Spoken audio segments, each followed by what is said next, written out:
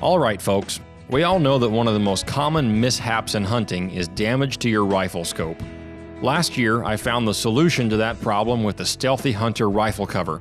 It wraps around your scope and actions securely to protect it from getting knocked off of zero or even severely damaged. Stealthy Hunter also has a glassing pad and a wide variety of supplements for the outdoorsman, such as protein powder, CBD products, turmeric, and gut health supplements. They also make a lightweight trauma kit weighing in at just 14 ounces that includes everything you need and nothing you don't for all of your backcountry medical emergencies. To shop all of their equipment and supplements, go to StealthyHunter.com and enter the discount code at checkout, The Northern Hunter, to save on your order today. All Stealthy Hunter equipment is proudly made in the USA.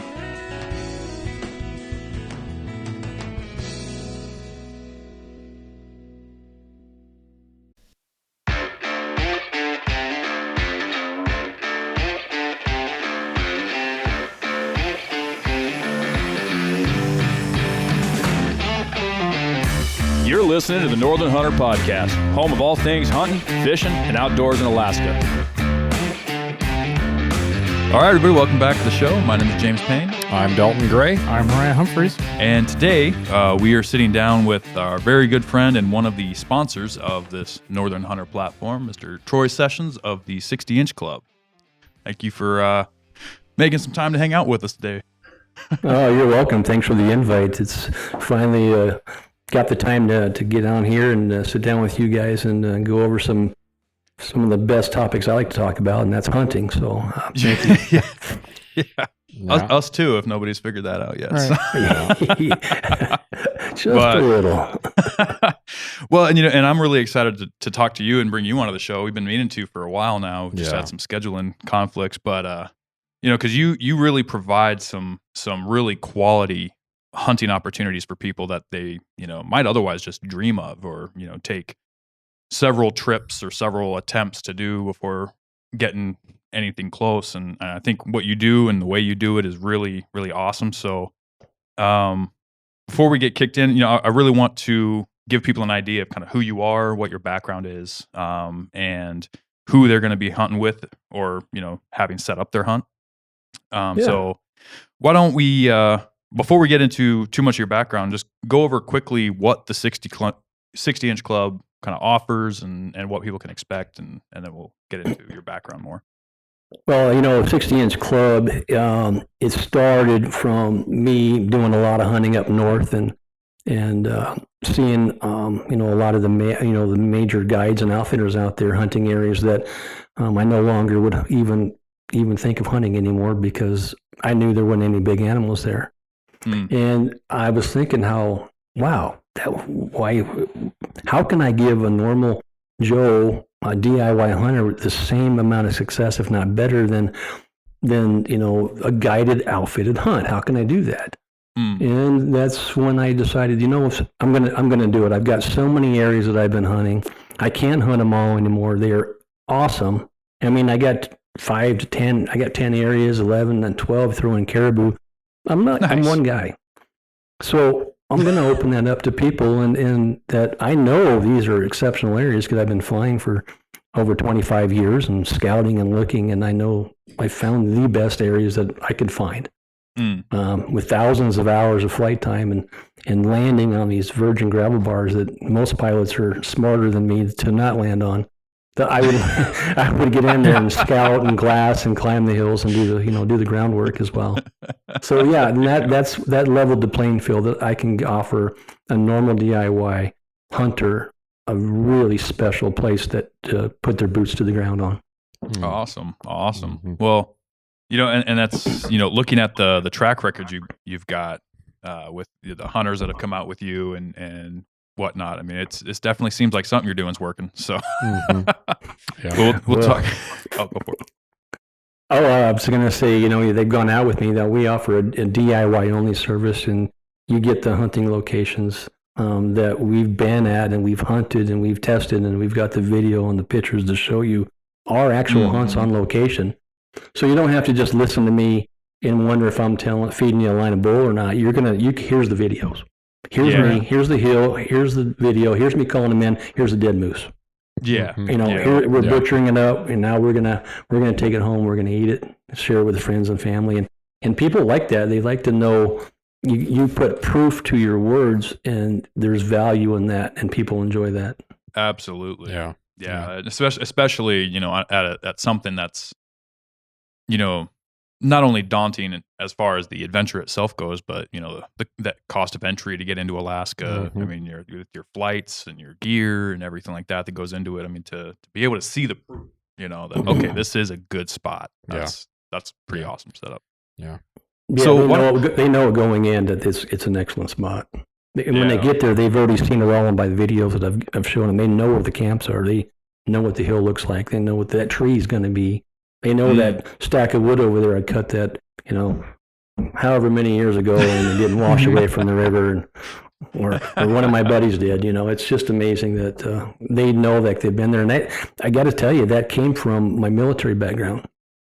Because in the military, I mean, we're talking high level military here when you go into, you know, your tier 2 operators and special forces. And then this was taught on right there in Elmendorf. It's right there in Fairbanks. And you go into these rooms and they teach you how to infiltrate countries. And you will go in and they have, you know, people on the ground in these countries, and they're videoing the bad guy at this door with a pink handle.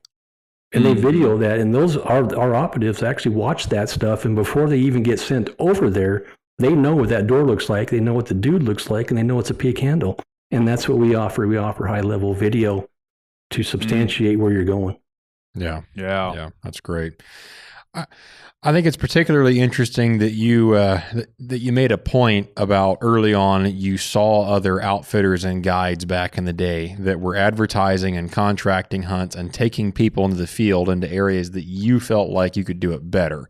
Now, just for the sake of containment and the laws that surround the guiding world, guides don't have the ability to every year switch areas. Right? No, I know they sure don't. They have their guide use areas. They're locked into their spots. And so while they do have good areas, at least a lot of them do, you have the ability, not being a guide or outfitter, to say, well, I have a dozen different spots that I can send people on DIY trips and completely facilitate their hunts non-guided.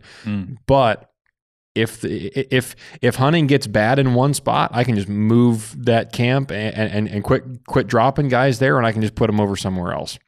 And you have that freedom of flexibility to really put them anywhere in the state that you have a good spot to put them. And that's kind of what gives the DIY hunt planner its unique advantage over guiding for those that don't need a guided hunt. Because some people, they do need a guided hunt. They do need someone there to completely facilitate all that happens on the hunt from beginning to end. And there's nothing inherently wrong with that, but there are a lot of guys that don't want to spend that $25,000+. I mean, come on. It's a lot of money. All practical purposes here, you spend $25,000 on a moose hunt. How many thousands of dollars do you spend getting all of it home?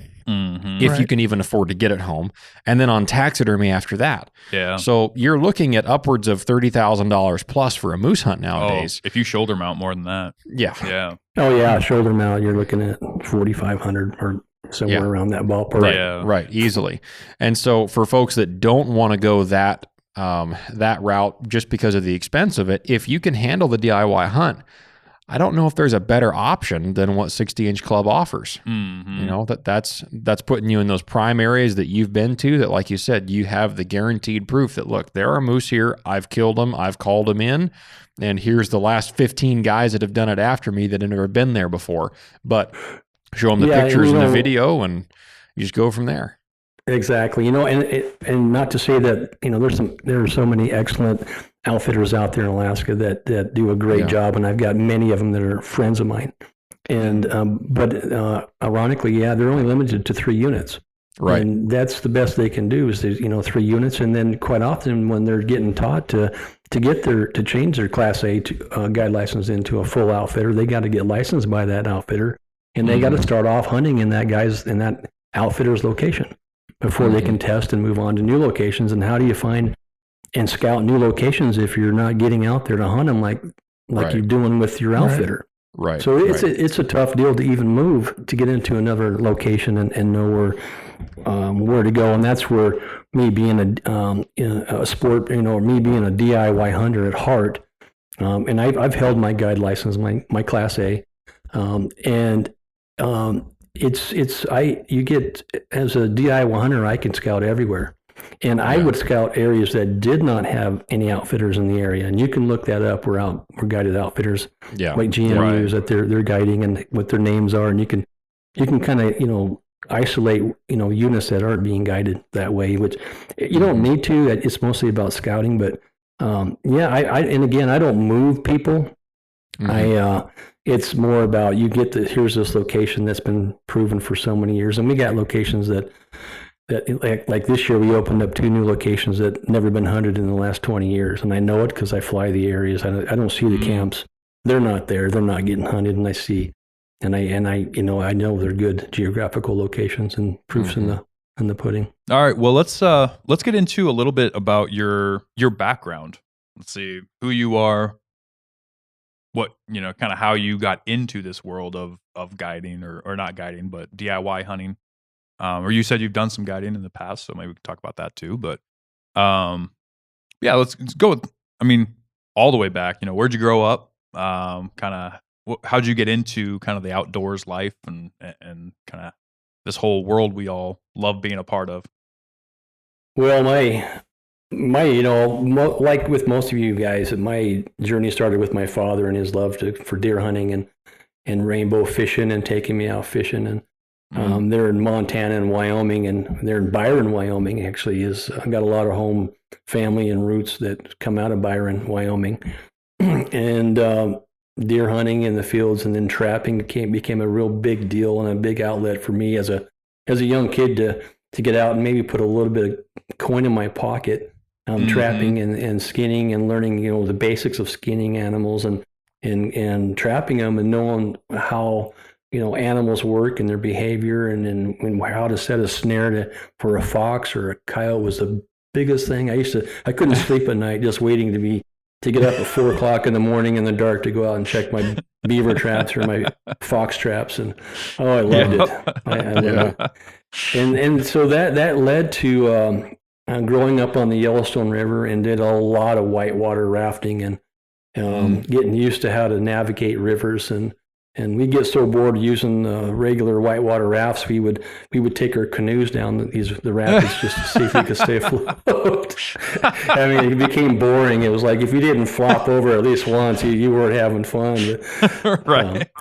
And so then came in elk hunting, and the biggest change in becoming maybe a higher level style of hunter was taking up bow hunting. That was a game changer, because I had to learn how to get in closer, and more importantly, I had to learn how to start calling. Yeah. And calling is the name of the game to get them in close, or to get them a moose, especially to get into you. And then you learn how you can even call caribou. You can, and then came decoys and how to bring in, antelope and caribou come into decoys. And raising a simple white flag in the air, even a handkerchief, can bring caribou to you. Yeah. And people don't realize that. Holding your bow above your head and swaying it, here come a caribou. They're curious. Yeah. And so bow hunting leveled the playing field, and that changed the whole dynamics of I had to get good at hunting if I'm going to be successful with a bow.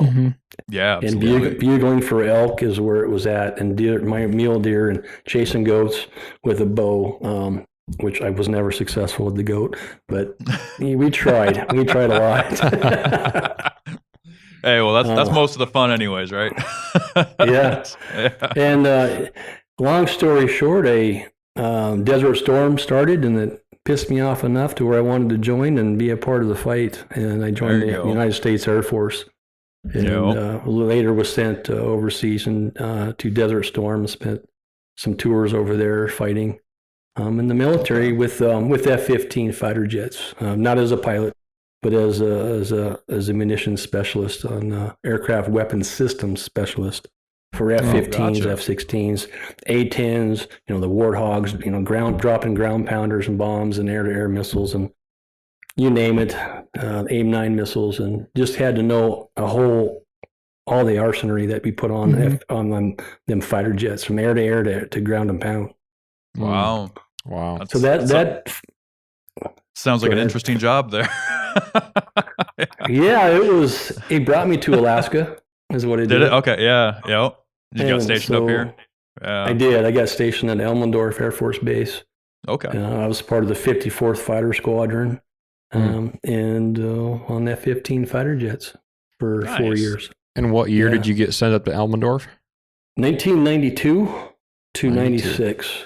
Yeah. Okay. Okay. I mean, part of that was going off to tech school in Denver, Colorado, and spending quite a bit of time, schoolwork and electrical work to figure out the wiring system and schematic guide diagrams and everything for them fighter jets to troubleshoot them and fix them and get them in the air to where when they pull the trigger, they're going to shoot off an AIM-9 missile. It's a heat-seeking missile, and it's not going to misfire. Yeah. They need that missile most. So, or the 21A1, gun that's on there. That's amazing, and the bullets they're a foot and a half long.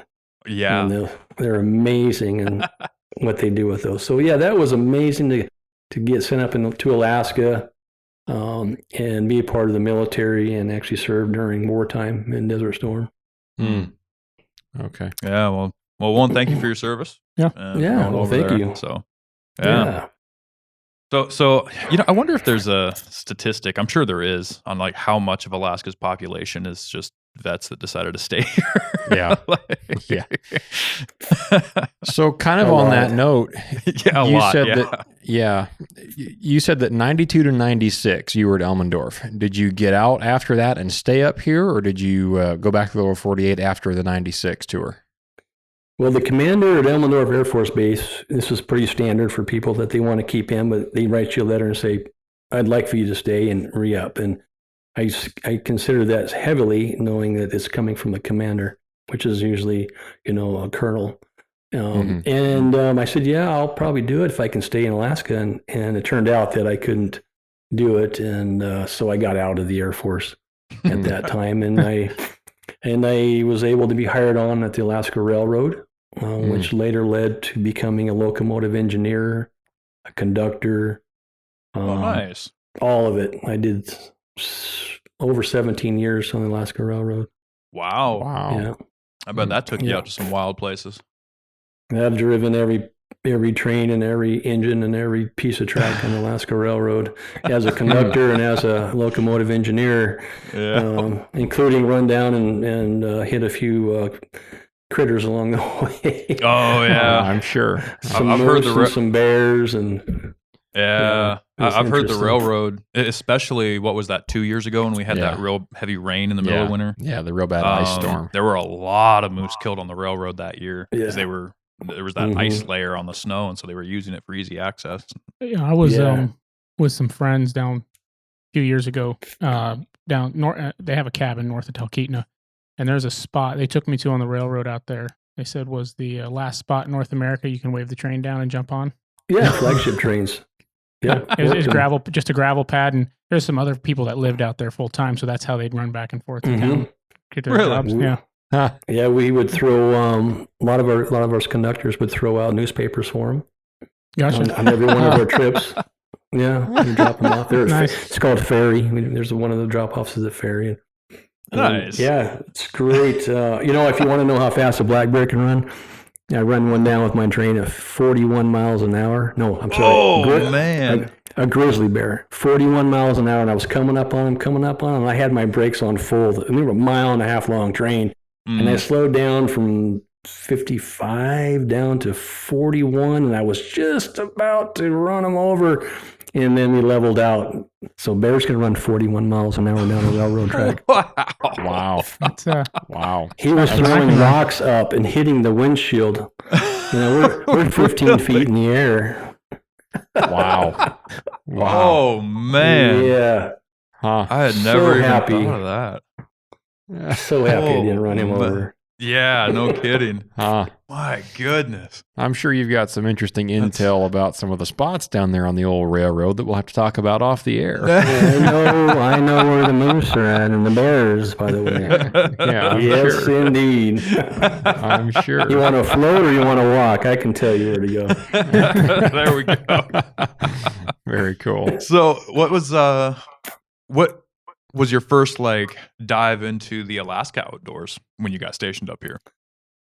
Oh, well, the first one, a lot of them were just kind of like learning how to do everything and with ATVs. And I've quickly learned that is not how you want to hunt in Alaska. Yeah. They are the least successful of all the alternatives out there. Over even walking is better than an ATV because people on ATVs, they don't stop to hunt. Yeah. They just drive and drive and drive. And so I did that to get in, up in the mountains and get up into Dall sheep country and hunt Dall sheep. And then I quickly learned that you don't climb a mountain to find Dall sheep. You want to know they're up there before with optics to know before you climb the mountain and you see the big, the horns on their head before you put the effort in. So I did that for a couple of years, and then I got the railroad forced me to Fairbanks because of low seniority. And I'll get back to where I was talking about earlier, and that was Minto Flats, where I saw all the marshes over there, and drove a train off to the side of it out in Nenana. I knew it was a great country, and you pull up maps, and I did a lot of my early years. When anybody had a story about where to go hunting, I had, the old Gazetter map. I would open that up and say, here, where were you, please? And I would circle around it. I'd write their name and I'd write down exactly what they said, beyond this creek and above that beaver dam. And I got 4 Gazetters full of information. Starting from back in 92. And that all started with Clear Creek, where you go fishing for salmon. They said, Clear Creek, Talkeetna. Well, there I went. Or Little Sioux Sitting, the salmon are running kind of thing. Yeah. And then so that started. I got up on top of that mountain looking over Minto Flats with a spotting scope and a map, and I just looked for moose. And I seen them. And then it was all about how can I get into that area? And I would pull the map out and say, well, this river takes you down, go up Gold Stream, here's the lake, around, go to the right north side of the lake. That's where I'm seeing, the moose. And this was, by the way, 30 years ago. But if all of you are listening right now intently thinking I haven't scouted that area for a while. Back then, so it worked out. I actually went down there. I thought I saw a big bull. I went down there by myself. I had to chainsaw a few log jams along the way that had blocked the river because I was one of the first boats down the river. And I got back in there, and there were moose everywhere. And I woke up to some moose on this little island I was on, and the big thing there was, 50 inches wide and 4 brow tines. Yeah. Well, I never killed a moose before. So I seen the bull, and I videotaped him and took pictures of it. And I spent the whole day looking at the pictures. And I thought, well, if I see him tomorrow, I know he's legal. He's got 4 brow tines. And the next morning I called him right to me by accident. I don't know how lucky I got doing that, but if you don't know how to call moose, just thrash the brush a lot and stomp your feet. You're going to call moose in. Yeah. And if he, let out a little grunt, maybe, because they grunt and snoot and cough, and they do all that stuff too. And I called that first bull in, and all by myself, and nice. One and done, and packed him out all by myself. Went to work that night. Really? No kidding. Oh boy. Yeah. That's a chore. Got back just in time to go to work for the whole night shift. Oh, wow. Man. Wow. That's dedication right there. Not even calling in sick. That's I didn't want to burn that leave. Right. There you go. Yeah. Got to make good. I mean, yeah, that's yeah. So that was it. And that bull, that bull ended up being, if you're sitting there thinking, I'm going to shoot a moose because he's 50 inches wide and you're certain of it, boy, you better be certain of it, because this bull was 49 and a half. Really? Four brow tines. Yo. It was the 4 brow tines that made them legal. Well, and I know a lot of people that I talk to that hunt in 54 brow tine areas. They just count brow tines. Yeah. Because there's several different methods. We've talked about several on the show. I know you've actually got several videos talking about different methods and things like that. Mm-hmm. But a lot of people just don't feel comfortable with it, especially in the moment. You know, looking if they don't have their camera set up to take a still picture of it or something like that. Yeah. If you can see those 4 brow tines, you're safe. Or Right. 3, depending on your area. Right. Some areas are different. If you don't know, at the end of the day, do not pull the trigger. Yeah. It's not worth getting on the wrong side with Fish and Game. Those guys are out there. They love their job. They love doing what they do, and they don't want to ticket people. They just want people to do what's right and follow the law, and you can all go out and harvest animals and have good food in the wintertime and that way. So it's don't shoot if you're not certain. And on those lines, I've learned after countless moose that I've harvested myself over the years and my buddies, and measuring each and every one of them, and there is kind of a method to them that you can figure out, and really what it boils down to, unless it's an off-ball moose, is the width of the back pans.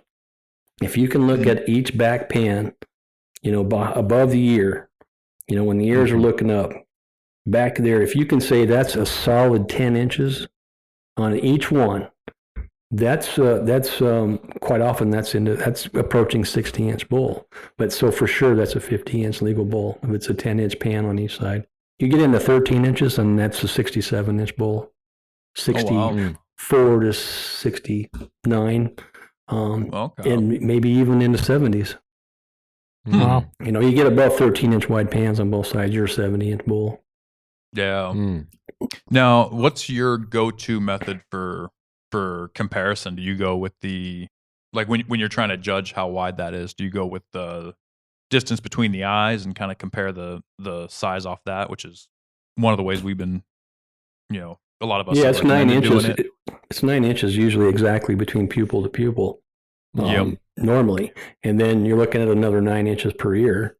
But I usually go on the inside width of the pans, the back pans, and I've seen those back pans they range between 27 and 31 inches wide. So you take 27 inches. We'll just go with the easy math, and you add 10 inches, another 10 inches on the right side. Now you're at 37, another 10 inches on the left side. You're at 47 inches. Now you only need an inch and a half tine to stick out on either side to be a 50-inch bull. Right. Yeah. That's a good point. Yeah. I hadn't even thought to look at those, honestly, before. Yeah. That's interesting way to do it. Yeah. I look at moose now, and it's got to be, is it 60 inches bull, or I'm not even interested. I have more fun. I'll film that bull. Right. Hence the name of the club, right? Well, that is we're the 60-inch club. I mean, I went over 20 years taking a 60-inch bull consecutively before I stopped counting. Really? And I took 3 70s during the 20 years. Wow. Man. Yeah. Have you ever checked them in record books or anything like that? I did one, and that's actually the logo you see on my brand. I actually had that mounted on a pedestal mount, and I put a big green screen behind it all. And I put lighting out perfectly, and I took a snapshot. That's actually the logo. That's the moose. It's our logo. Nice. Very cool. Very nice. What was the width on that one? Honestly, it was only 65 inches wide. Oh, okay. And your Boone and Crockett record, I think, is 65-inch bull.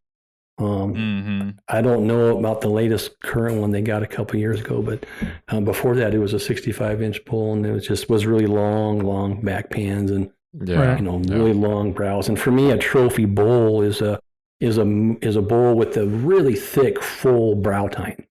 Yeah. I mean, just full brows, not the spindly, but full up brows is what is a trophy bull in my books. Yeah. Yeah. That's very cool. I think one of the neater things about moose hunting is the isolation of the genetics throughout the state. You know, if you look down, say at the southwestern part of the state, you'll see a lot of really wide bulls, very heavy mass, but they don't seem to have that full cup brow tine genetic. Whereas if you look up like, I don't know, generally speaking, like north of Tok area and that part of the state, you get a lot of those bulls that seem to have that real deep, heavy, you know, front brow tine bull almost that just it's almost like a second paddle that just protrudes off the front of them, and they can have just a ridiculous amount of brow tines off of that. That's I think to me that's probably the neatest kind of bull is when you not only have those big paddles and the nice width, but you also have that complete brow tine package to go with it. Yeah, I think so too. It's just, and you can see if you get that kind of genetics going in an area, that's your heads up to continue on, really scouting that area. And I wrote up an article in Rockslide a while back, and it was about the best time to scout for moose isn't during moose season. It's after. It's right afterwards. And do that for about a month at least afterwards, because that's going to tell you what didn't get harvested. That's going to tell you what you missed that you couldn't find when you were out there. Yeah, you got something to look forward to for next year, and you got a better idea on where that dude was at that you couldn't find on this hunting season, but now you can close that gap next year. Yeah, for sure. Well, and to that respect too, I mean, a lot of people might not realize the rut, continues into October. I mean, we stop hunting at the end of September, but I mean, they depending on which area of the state they are, and especially if they started a little late, that can go all the way through. Into middle October and stuff, and then the leaves start going away on the trees. You start losing brush and stuff like that. You can see farther, you can see clearer. Yeah, and they stand out, and you can see them big old cardboard or big old pieces of plywood. Those antlers just sticking right out at you, and you can see them a lot easier. And they will rut. Usually, most biologists will say within a mile. From years and years and years of studying these, I get them within a few hundred yards of year after year after year in the same area, unless there's a burn or there's something predator, a huge predator population coming on. They'll be on that same lake. They'll be at that same end of that same lake. That's where they're going to rut. They'll be right in that little valley. They'll be right there in that little saddle. They'll be right on the top of that hill year after year in that same spot. It's amazing. Yeah. And if you just start tweaking and dialing and try to get them before they die of old age. What's interesting. Yeah, no, that's go into, a little bit about, you pointed out that you went from that 49 and a half incher and then 20 years of 60 inchers. What do you attribute, that too? I mean, you've talked a lot about scouting. You've talked a lot about just getting out there and being among the animals. What's like the easiest way most people can do that? I mean, for your average Joe. Well, the game changer was learning how to fly. It's like if someone doesn't have a driver's license, he's not going to get anywhere on a bicycle that's got a jacked up 4-wheel drive pickup truck. He's not going to get there. And you can try as hard as you can, but so load that bike up into a truck. Now go as far back as you can that way, or a 4-wheeler, and then get off of that, and then maybe even throw in a rafting, and then at the end of that ATV trail, blow up that raft or that canoe you drug in, and now put that in there and head several miles down that slough. People aren't willing to do all that, and that at the end of the road is where the big bulls are at. So the further you get out, no matter what your vehicle is, the better. People do get lucky, and moose do happen in town that are 60 inches. So, I'm not going to say that luck doesn't happen, but I'd rather be well educated than lucky, because if you're educated and prepared, luck just comes your way. Yeah. So that's what you do. You do. That's what I did. I learned fly. I found, really good hunting locations that you can hunt. I went ahead and used GPS waypoints as I was flying, and I would I would click them over sloughs and junctions and beaver dams. And then, off this specific beaver dam, there's a lake off to the right that you'd never know when you're down there on the ground because you can't see unless you climb a tree. And you want to get over into that lake, and that's because the sign is really good there. Okay. And then you plan according to that. And I mean, I've had many times where I was, doing my jet boat hunting, and I carried a canoe. And I would go fly the area first a week prior, and then I would go in with the jet boat. Sometimes it was an 8-hour run by jet boat, and then but I knew where I was going, and I knew that, and then I'd grab that canoe and I'd pull that where I couldn't take the jet boat anymore because the water run out, or maybe it's just wide enough for a slough. Then I would put the canoe in there, and I might even build a beaver dam with a tarp and logs just to raise the water so I can float my canoe up to the next beaver dam to get me into the lake, because I knew I'm going to have to pack a moose out of there eventually, and easier to float them than pack them. So I've done that. It's on video. I've done that. Yeah. That's called confidence, people. Yeah, that's ingenuity right there. Yeah. Yeah. So as a accomplished pilot, you go out there and you find excellent hunting areas, and you can see, where the moose are traveling. You can see even where the dull sheep are at and where they're traveling. You can even see the migration routes of caribou, and you can position yourself in front of those migration routes, and that's because they're going to come through there. They've been doing it for hundreds of years, quite often. And then so the big game changer is are you good enough to land at that spot? Is it too tight? Is it worth cracking up a wing, or you're getting hurt, or so then you're like, well, I can't do that, and you got to be honest with yourself. And then maybe down the river you can, that gravel bar's long enough. And you do a few approaches, and then you land and you touch down. You're like, okay, so all right, now I can get up on that hill and scout and glass, and I'm in a location. I know it's a good spot. I've seen the sign. I see everything I want to see from the air, and I'm able to land. So we're here, and then nobody else is going to be here. Right. Yeah. As hard as it was for me to get there, and I don't think I'd see anybody else. Yeah. And that's why our locations are good. Yeah. Well, and that's really is the biggest struggle with a lot of people that live here, and especially when you're living in, let's say, Anchorage or even Fairbanks, the bigger city areas of Alaska, is finding those areas that nobody else has found yet. Yeah. When I'm out scouting, I'm scouting for people just as much as I am for animals. And you Yeah, have me to. too. I mean, I even think I mentioned that on the show at one point. The early part of this moose season, I didn't spend most of it hunting for moose or anything like that. I was out looking. I had a bunch of different places, areas that I'd scouted out, kind of on maps and e-scouting and such, that I was going to go check out. And my primary thing was tire tracks. Right. Yeah. Boot prints, things like who else has been in here? What else is going on in this area? Like, who knows this is a good spot? Right. Because if everybody knows it's a good spot, it's not a good spot anymore. Yeah. So- Right. When I was doing the jet boats, I was jumping up beaver dams.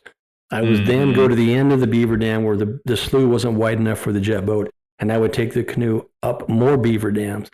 I knew I was the only person in that area, and if you had to get to me, you had to get around my jet boat for starters, because it was blocking the slough. I mean, that's how I did it. That's how I did it. Yeah. And I loved it. I loved being in those places that no one else can get to, or they don't want to put the effort to get in there. Right. And I mean, I'd come out with my jet boat, me and my buddies, and I'd have, if there was 2 of us or 3 of us, we'd have 3 ginormous bowls. We threw tarp over the racks. Yeah. So when we were coming out and we were passing boats, they didn't know we were fully loaded with 3 giant 60-inch bowls. They didn't know. Yeah. They just saw tarp in the front of my bow completely. It's all blue tarps, which I hate blue tarps. Out on the roads, I hate blue tarps. I actually now do only white tarps because they look like snow.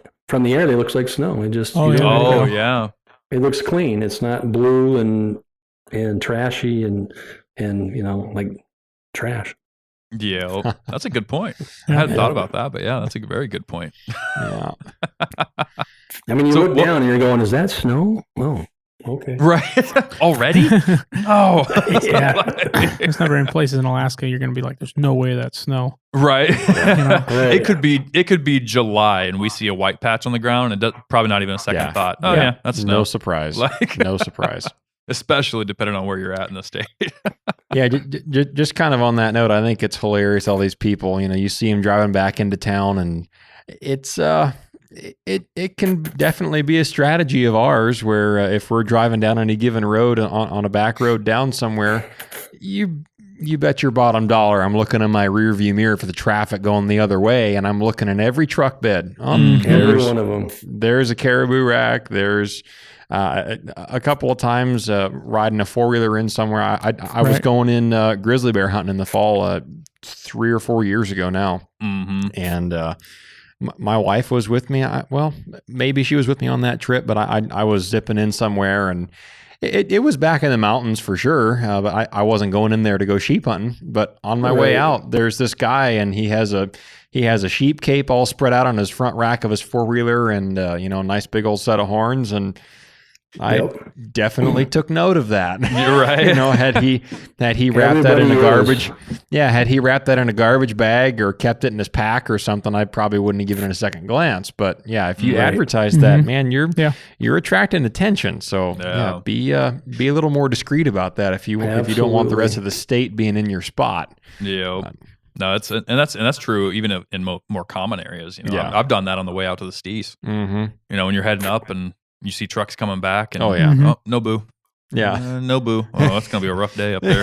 Yeah, exactly. No boo. All right, well, nobody has caribou, so maybe they were just early, or yeah. We're committed now. We're going. Right. I got guys in my old hunting camps to this day hunting out of my old camp area. They cleaned out. We climbed up the tree, and you just and they've been hunting them for 10 years. I left them 15 years ago, and they found them through video, and they went in. They even I used to you had a booth at these outdoor shows, and they'd come up to me and say, "Hey, we found your spot, man. We've been hunting that for several years." I'm like, "Great, you found my spot, and now you're going to tell me you're hunting it." And they were so proud that they found that spot of mine, and obviously it was good because they're still hunting it. Yeah, you got to look more intimidating, man. That way they don't. I know. I'm just, I'm happy to help anybody, and with the critters that I've taken, what it correlates to now is helping people get the animals, and right. And I look at now, I mean, I think back about the animals I've harvested, and then it kind of started dwindling down to helping my friends get moose. And then now look what I put, I give these guys great locations to go into. And like this last fall, they came out with 9 giant bulls. These are DIY hunters. I wasn't there. They go into those locations. They fly in there with their pilots, and they came out with 9 bulls, 7 and 60 inches wide, 4 contenders for Boone and Crockett. So I mean, I helped 9 people live their dreams with a giant bull and moose. Yeah, not just harvesting a moose, a giant worthwhile trophy. Yeah, and I do that every year now, and I get a lot of gratification out of that now to help people live their dreams. And yeah. So let's rewind a little bit here. I think we kind of skipped over this, but after you got out of the military at Elmendorf, you stayed up here. You were in the railroad, but you said at one point you did hold a guide license. At what point in this timeline did you get into guiding, and how long was that period of time, and when did you get out of it? That was a very short period. It was really just one season that I actually did. I guided for an outfitter for a bear, and it wasn't successful. We saw the critters, but it didn't work out, and I realized I didn't enjoy it, so I didn't pursue it. I held that license for probably 10 years, maybe. And then I just didn't care to have. I wasn't going to use it, and I knew I didn't want to use it. And then it came into with 60-inch club. Do I want to guide? Do I want to get my outfitter license? Which would have been a big deal for 60-inch club. Mm-hmm. I was already a pilot. You know, if you're an outfitter, you can fly your guys in.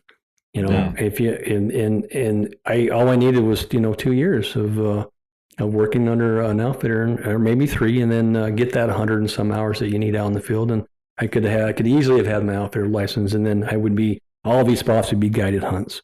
Right. But I wouldn't be able to hunt for myself, and I wouldn't be able to take my wife and my friends and my family and and go and enjoy a hunt the way that I want to do it. So I never pursued that any further. Okay. Yeah, it's a big thing. I mean, it's all things to take into consideration when you're in that world. So, if you even enjoy being on that end of the guided hunt. Yeah. Right. So. It's interesting when Dalton and I grew up hunting together as teenagers, learning a lot of ways of how not to do stuff. In a lot of ways, it's just how to get out of sticky situations that we got ourselves into, or I got us into. But I heard my dad growing up. He had his pilot's license. He had his private pilot's license. And he and a friend were going to do. One was going to get their pilot's license. My dad was, and his buddy was going to get his guiding license. And that was their plan, to do that together. One would pilot, one would guide, and they'd go into business together and do that. Well, it didn't take them very long to figure out they weren't really interested in that. Kind of like, I think they just like, we want to hunt for ourselves. We don't want to mess with the headache of all of it. And, I remember thinking when Dalton said he was going to get into guiding, I remember thinking, oh yeah, because I heard growing up that that's just not what it says it is. It's just depends on who you are. Yeah. Right. Yeah. It is what some people want to do. Mm-hmm. And now that you've been doing it for a while and you come back with great stories, like, I'm a little more interested in it. Well, Dalton is the social butterfly of the group. He is the social butterfly. Not when I'm in town. I joke with my wife when I get home, because there's always this period of time after I get home from guiding where I kind of don't really want to see anybody because I've just been out for so long and I'm not around crowds, and I love that. And when I'm not around a crowd of people and we all have a common ground interest in hunting, man, I can get along with just about anybody. Yeah. Just I don't think I've ever had a client that I ever hunted with that I didn't enjoy spending time with day in, day out. But that's because I only had to get to know them for 2 weeks. Right. After that 2 weeks, they go their way, I go mine. And I have had some repeat clients that I've gotten to guide multiple times over the years, and I enjoy that. But it's part of my job. It's my job to be professional and friendly. When I get home, I'm not getting paid to go to Walmart and socialize with people. So, spoiler, I don't. if you see me in town and honk your horn and wave and I don't even look at you, then don't be offended. I just don't want to talk to anybody. It all depends. Go ahead. No, it all depends on what? I would say it all depends on who he's talking to, because I walk into Sportsman's Warehouse now, and I've been working on going there more and more often. Just you can go look at guns, and if you just walk in a gun store and you look at guns, it really helps you get more well-rounded and knowledge and being familiar and looking at ammo and looking at lights and scopes. And I like to walk in there and just do a circuit once or twice a week. Oh yeah, and usually at least buy some ammo or some primers or powder or something. Try to add to the stock, right, for when everything disappears again, right? But go ahead. Now everybody in there, most of the employees, right. at least recognize me if they don't know me by name, and a lot of them know me by name. Yeah, and they look at me and say, the other person in here that's in here I know is Dalton, right? Because a few years ago he started doing the same thing. Yeah, and so he walks into Sportsman's. Oh yeah, he's all gung ho about talking to those employees.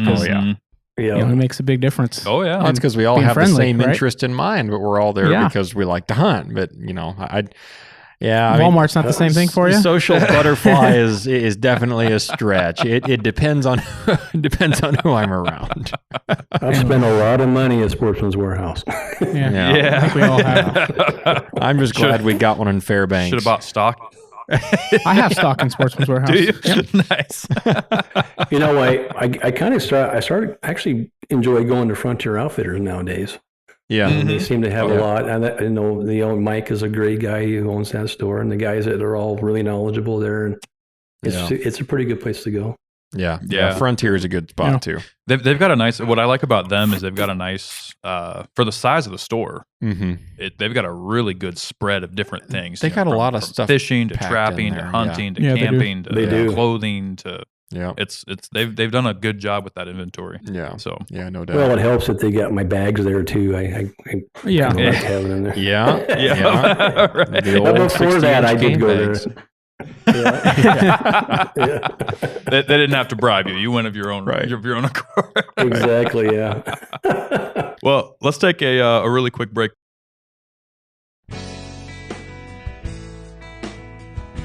Hammer Bullets produces what we at the Northern Hunter consider to be the most premium and best working monolithic bullets on the market today. These bullets are easy to load, extremely accurate, and best of all, they're always in stock and ready to ship. The guys at Hammer designed them so that after penetrating the hide of an animal, it sheds its petals, initiating a massive energy dump while retaining the rear shank for maximum penetration.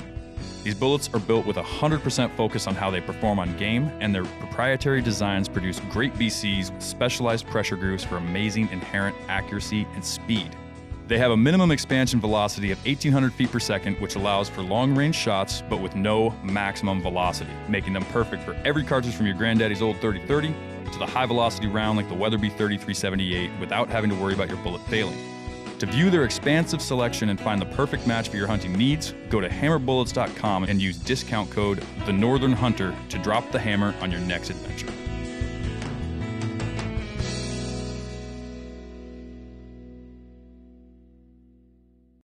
All right, so I got two more things I wanted to touch on with you before we got too far along. So just for story time's sake, what would you say your most memorable moose hunting experience would be, and what kind of which one you just look back on and you're like, man, that was it, that was moose hunting.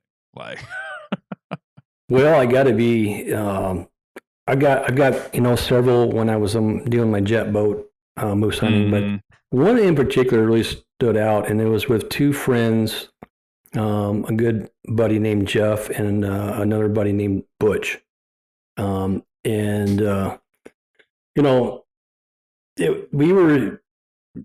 flew in, me and Jeff flew in, and we had a great time, and we scouted. And the next day we knew it was a great location, and we knew that a lot of good sign there. We landed and got up on a bluff and just enjoyed our time. And then the next day, bam, we called in Jeff's first 71.5-inch bull. Whoa. Oh, wow. Whoa.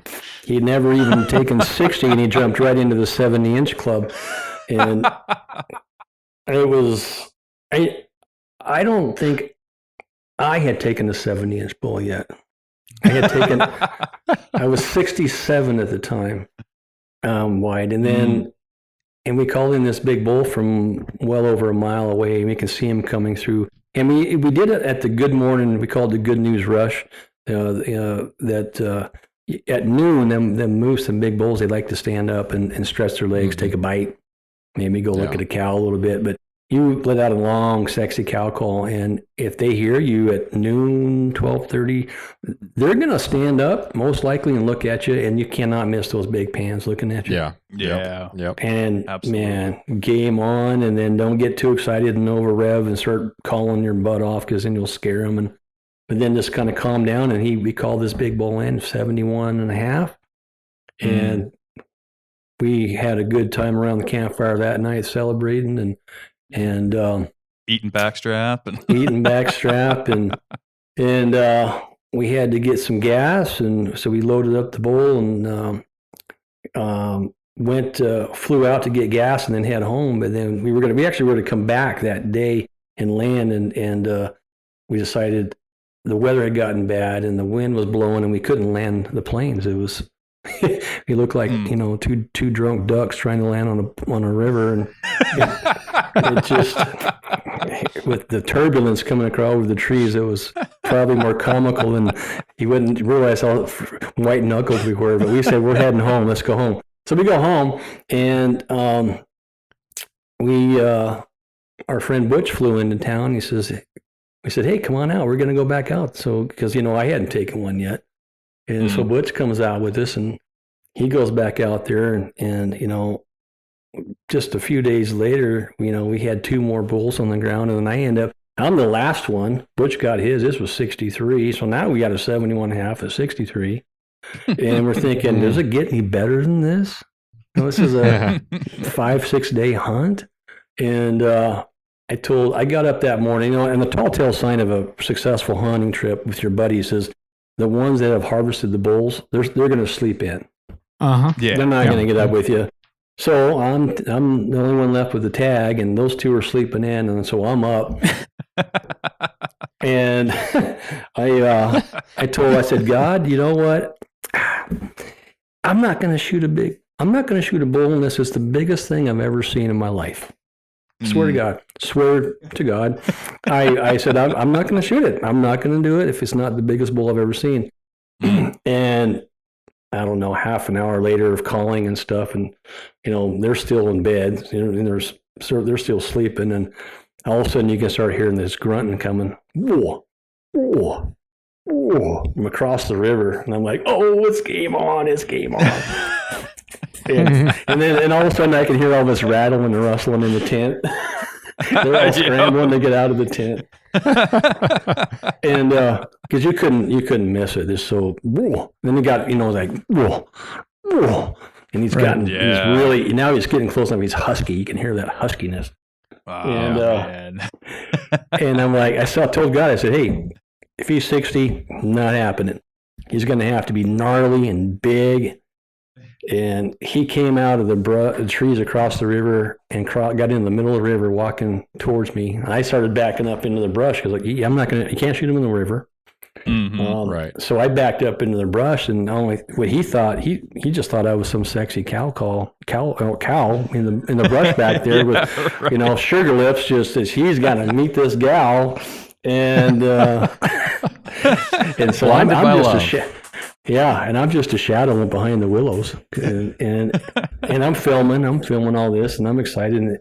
But now it's very apparent he's ginormous, and not only just wide, but very thick. He's got daggers, for brow tines, and on each side they're over 2 foot long. These big wide daggers, like the mass of an elk main beam, but they're daggers, and.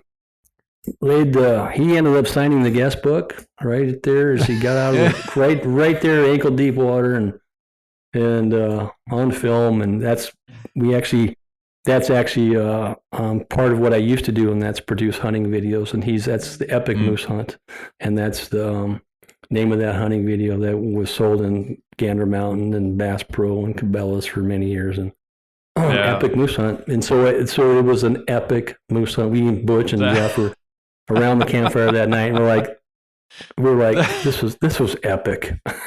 Yeah. Man, oh man. Wow. That sounds amazing. So that one ended up being how wide? Ended up being 70, right on the money. Wow. 70 inches wide. So you joined the 70-inch club same week, huh? Same within 5 days. Within 5 days. Nice. Wow. Yeah, and you shot him with a 6.5 Creedmoor, is that right? No, I shot him with the 308 TAC 2 Proof Research TAC 2 hunting rifle with a Leupold scope on it, and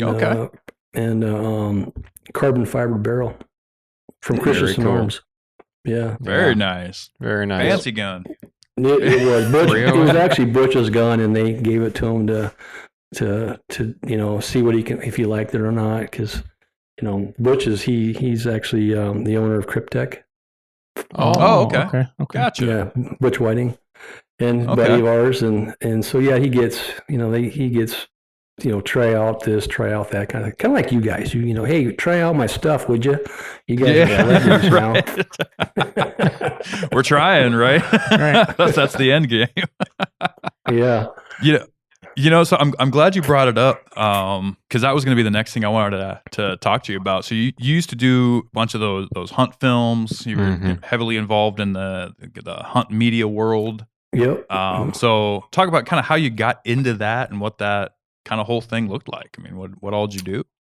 Well, that was it all started out with, I started filming every moose hunt, everything. And then I put myself through editing school, online editing courses, learned how to do my own producing, audio, color, everything through Final Cut Pro Studio and then Final Cut X, and then all the way through, and kept up with it and produced my own videos. And then I partnered with Stony Wolf Productions.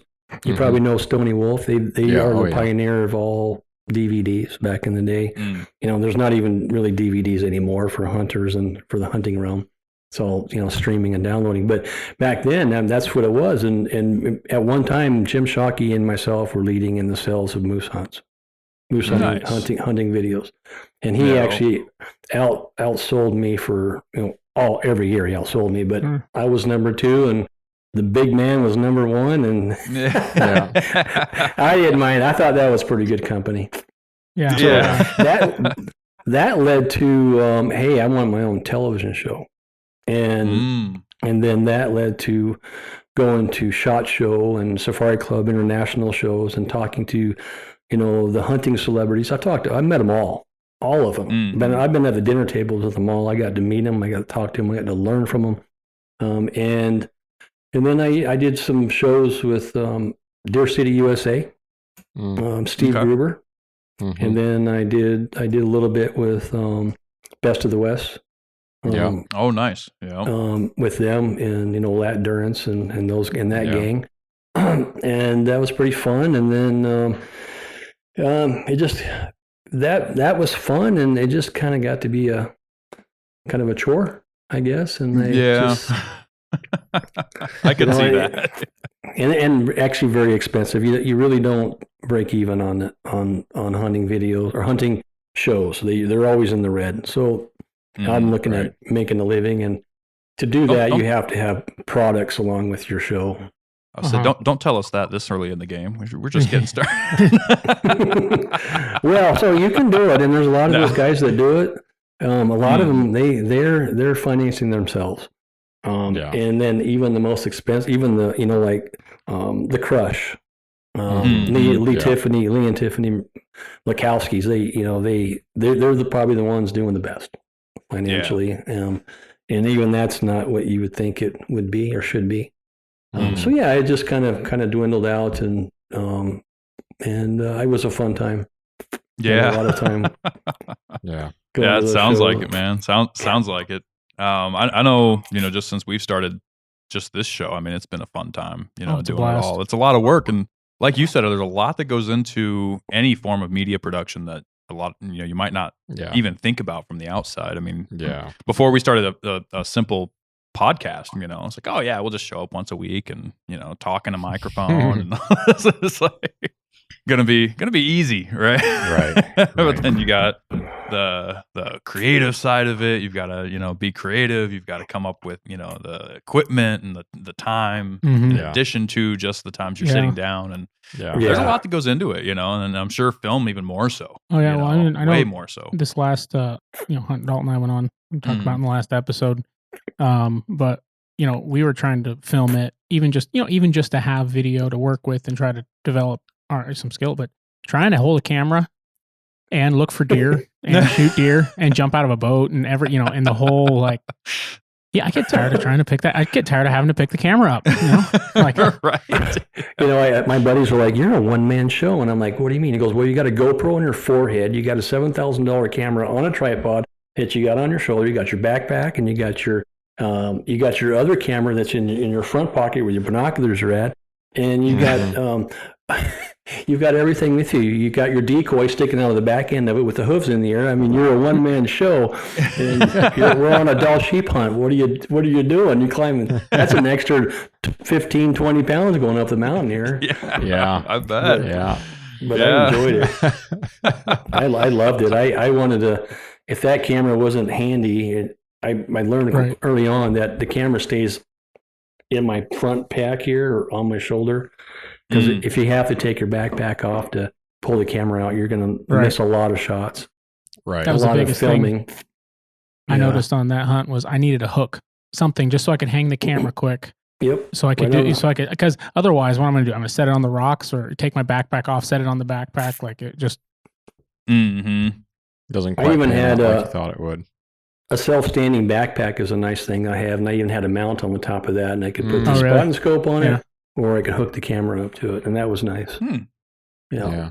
That's a good idea. Very cool. Yeah. How much sheep hunting did you do up here through the years? I've taken probably, what have I got, 6 Dall sheep, maybe 7. Yeah. And with my buddy, we both got Dall sheeps at the same time. Probably been between my buddy doing it together. We got 11 rams. Okay.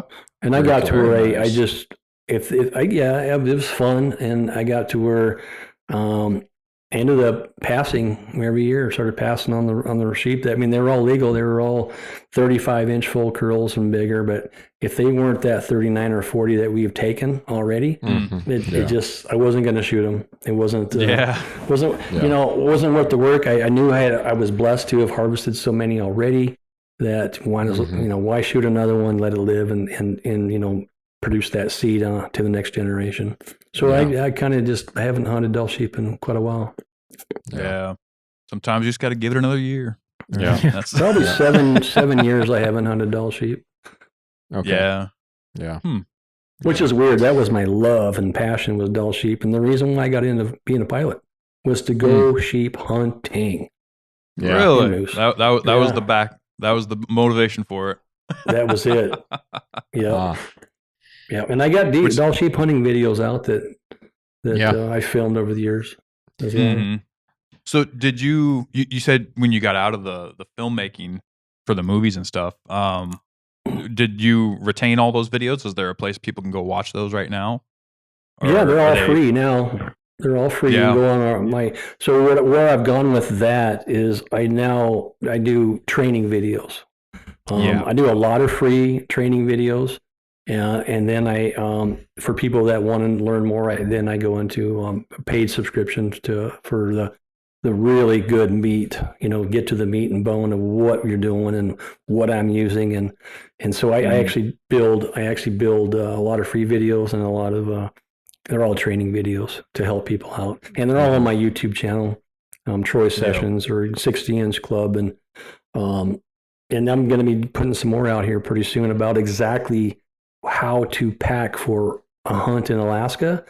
Nice. Yeah, and how to pack your backpack so you can unpack it to fit it in the plane. When you put people don't know it, when you put your backpack in the plane, it's empty. There is nothing in that backpack. It shouldn't be. You want your socks in a bag, you want your sleeping bag in a bag, you want your pants in the bag, you want everything that you can pull out of that backpack, stuff it in every nook and cranny, because you cube out so quickly on those Super Cubs and small planes that if you want to help your pilot out, I'm going to show you how to do it. Nice. Yeah. I'm sure that alone is something most, DIY or even probably guided clients, don't ever even think about, when they first get up here. They're like, well, what do you mean I got to unpack it now? Yeah. Oh, yeah. I mean, I've taken 18 packs of Pepsi, and I took every single one of them out and stuffed it in every nook and cranny, because I had no as an 18 pack, he wasn't going to come along with me because there was no more room. Right. And I was going to bring that 18 pack of Pepsi, I'm telling you. Yeah, I've had pilots that like it both ways. Some pilots I've walked up to the plane and said, all right, do you want this pack empty or full? And some of them, just leave it as it is. Here, hand it to me. And wow, this thing's heavy. And then they lunk it in behind the seat, and then you just go from there. Other pilots, well, do you have your stuff in dry bags? And I say, yes, I do. All right, well, let's take it out piece by piece. And so you've got your clothes bag, your sleeping bag, your extras bag, and then your spotter. And that's pretty much all that exists in a backpack, at least for the guide's part anyway. But then you get the clients that show up, and they've just got it all just loosely just jammed in there. And when the pilot says, unpack your bag and hand it to me in smaller pieces, every little thing comes out of that backpack. Yeah. They've got their toothbrush that they forget in the belly pod, or they've got a bar of soap that gets dropped in the river or something. It just... But I think that's going to provide a lot of value for people because... They just don't understand that, they don't understand how small those airplanes are. Right. I've had some clients that they look at that airplane and they go, I don't know if I'm going to be able to get in that airplane. If they have mobility issues or flexibility, they're not limber enough. I've seen guys step on the wrong place getting into a plane, and that's always a little unnerving watching the pilot get that mad that fast. But you don't want to you don't want to step where it clearly has a sticker that says no step. Yep. But that's where they all put their foot. Yeah. I think that's good that you do videos like that. Well, that's coming out next, and then I got one where I'm gonna, we got our rafts and stuff, and I'm gonna really sit down and do a how to inflate the raft and how to fix it and how to pack it. I mean, people don't realize when you pack your raft and you're gonna go down that river, everything that you didn't tie down when you flip over, you lose. Oh yeah. Everything, including your rifle. If you got it on your shoulder, you may not have a rifle through the remainder of your trip. And I've had it happen with my buddy. He lost a brand new 300 Win Mag. The one thing he didn't tie down. Yeah. Oh boy. Yeah. Coming from somebody who lost a rifle in a boating accident, I can confirm the heartbreak. I lost all my guns in a boating accident. What are you talking about? Guns? I don't have any guns. No, all gone. What was that rifle again? That rifle that I lost, and that I was headed out moose hunting with a friend, and there was a jet boating accident. A log under the water, and long story. I'm not going to tell it again. I think I've told it on the show before, but that was an old 1970s M77 Ruger 300 Win Mag with an old fixed loopholed fixed 4-power scope. That gun had been owned by another old timer up here. He'd taken it to Africa. He'd shot a bunch of stuff up here with it. I got it for a first rifle, and I just shot my first moose with it earlier on that season, and then I lost it 2 weeks later in the river. Oh, wow! Yeah, from now on, if I have a gun in a boat, it's usually in the dry bag, which is, either the dry bag floats, which, we can talk about this some other time. You can talk about how to make dry bags float, because just because it's sealed doesn't mean that thing's going to float your rifle. But you can also have it attached to the boat somehow so that if it does go down, then, you're not... As long as you can recover the boat, you can recover the rifle, which sometimes that can be a whole other ball game in and of itself. But yeah, absolutely it can. So what year did you start 60-inch Club, Troy? I believe it was 2016. We started 60-inch Club, and we only had that's my dog walking in here. He's like, "What are you doing on the radio still? What's going on?" You want to play. 2016, we had a few locations. Well, actually had about 5, but really only had about 2 customers. And we thought your buddies. Yep. And they signed up to go on a caribou hunt, and and they did. I forget out of here. And they went and shot 2 Boone and Crockett caribou, tagged out. Oh wow! Next couple of days, and we're happy. And then the word spread from there. And then they booked another hunt. Went to one of our prime. They went to the same spot. That's what we do. I tell you, I hunt these spots, and then I offer them to folks for DIY hunters. You can purchase the GPS locations and get all the pictures and videos and film of our hunt and what we did and we talk about. And then you get another one-on-one Google training video with me where I videotape the whole hunt again and show you how to hunt it and where to hunt. And anyhow, so they went in where me and Butch and Jeff went. and they killed two Boone and Crockett moose.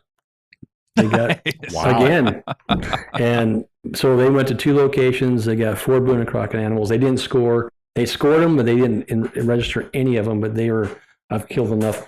I've harvested enough bulls to know that they were, and they told me they scored high enough. So that, and then, that's awesome. Yeah, and they were, they did so well. The word got out, and now we just can't. We get so many people calling to book that. So I remember growing up at one point, my dad having a newspaper, and it was pictures of bull moose. And I remember him saying something about the 60-inch club or 70-inch club. Really? Wow. And it was just, and I don't know if it was just, end of moose season, if it was just, some segment of the paper that they used to do or something. Was there any affiliation with you or any of that, or? No, and of course I knew about the 60-inch club papers coming out in all of Alaska, and probably in Canada, all through Canada too. And it's really where it all came about. It was like, well, I've taken so many 60-inch bulls. Well, let's do the 60-inch club. And my wife said, that sounds smart to me. Let's do it. And so we actually own that name. It's trademarked by us. We own the trademark 60-inch club, and of course we don't talk to the papers or anything. We let them go ahead and go with it because why not? But we own the name 60-inch club. Okay, I figured that was the case. I just wondered. Yeah. Okay. Yeah. Yeah. And and you said. So it just took off after that. I mean, just absolutely. Once the word got out, it just started taking off. The biggest challenge was having enough pilots to send people to. People can pick their own pilots, but we let them know that these guys have already said that they would like to fly you guys in there, and if you go with someone else, then it jeopardizes our locations and. We can lose some of those locations because if you pull out a big giant bull, the word gets out. So if you don't have a good rapport or friendship going with the pilots, then you can be SOL. And we have lost a couple locations actually. Yeah. Mm. So, just for the sake of people, so what do you like? You've got this whole spectrum of people that help non-res hunters come up and do what they're dreaming to do, whether that's guides or transporters or DIY guys like yourself. Like, kind of lay out like what the difference is on what people can expect for each layer there. And what they can expect from their experience with you guys. So if you're looking at coming to Alaska to hunt, no matter what it is, but for now we'll just say it's moose because you can do that. With the Dall sheep, you got to be guided. Grizzly, you got to be guided. But for moose or caribou. What you're looking at is, what's your expense going to be? If you're going to be looking at getting flown into an area, which is probably going to be your best bet, then people get really confused about their transporters or an air taxi service or a guide for that matter. So you got to really weigh those differences. And that's on my website for free. You can read a little bit about it, and I'm always adding to it. But, a transporter, he's not a guide, but he can tell you that, hey, we've taken moose here. Yeah, we can take you there. An air taxi guy, you got to give him your GPS coordinates and say, can you take me there? Because, check out the lake. Is it long enough? Can you land there? Can you land on this gravel bar? Is it safe enough, long enough for you to want to do that for me? And then, but they cannot offer you, hey, I know where some moose are at. I'll take you there. They can't. Yeah. Right. They can't do that. You're no different than a piece of lumber to an air taxi guy. Right. And their success rating, like legally, they can't do that. Yeah. Right. And so, and really in legal purposes, by definition, and this isn't verbatim here, but the sole taking into consideration the success of a hunter is not anything they can legally consider. It is the safe operations of flying you into and out of the field safely is their only legal thing they can be concerned with, period. Gotcha. Yeah. And so a transporter, I find that they really tend to want to overbook. Air taxis are a much more pleasant way to go because they're more like you and me, and they've got a lot less workload. Quite often, they have one plane, they're a one pilot licensed entity, and you get more enjoyment out of them. And a transporter, they may tell you they're going to take you to this lake and they'll give you the GPS location, but if you show up and the weather's bad over there, or they can't get in, they're like a taxi cab. They have a dispatch just like a taxi cab, and they're going to say, take them over to Joe Blow Lake or take them over to No Name Lake.